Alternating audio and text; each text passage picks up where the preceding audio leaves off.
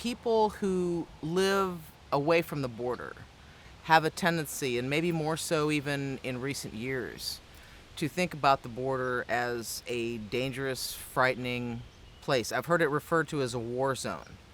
And I've seen television programs, the border war and things of that nature.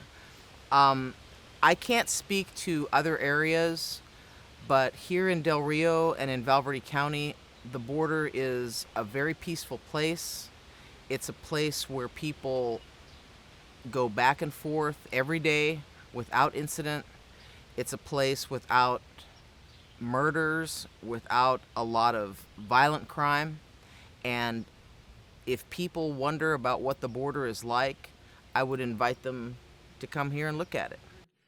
The entire columns of fighting-aged men, and they're all at a certain age, and you look at them and say, they look like warriors to me. Something's going on that's bad. Now the United States is... People from up north say, no, I'm not going to go down South Texas. It's dangerous down there.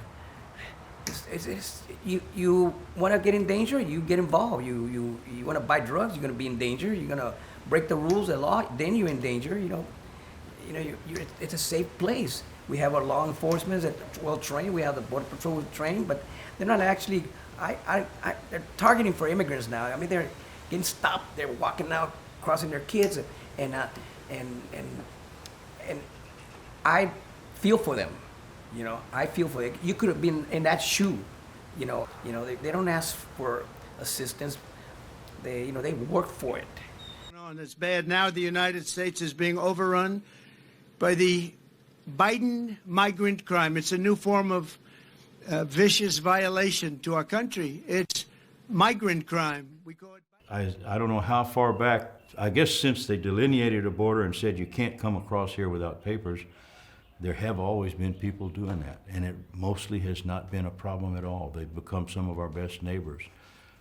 Probably some of our finest families could trace their roots back to great-granddaddy coming across without papers. And then we worked it all out. We became neighbors. We helped them learn English, and they went to our schools, and they got jobs, and we got them legalized, and as this country has done since the beginning. But it's allowing thousands and thousands of people to come in from China, Iran, Yemen, the Congo, Syria, and a lot of other nations. Many nations are not very friendly to us. He's transported. I just believe that diversity is the real strength of the United States, and that we have to keep putting our hands out to people from all over the world, because they bring their languages, they bring their culture, they bring their food, they bring their literature, they bring their clothing, they bring their festivals. And I believe at the end of the day that adds to the United States, that it doesn't take away, because we're a nation of immigrants.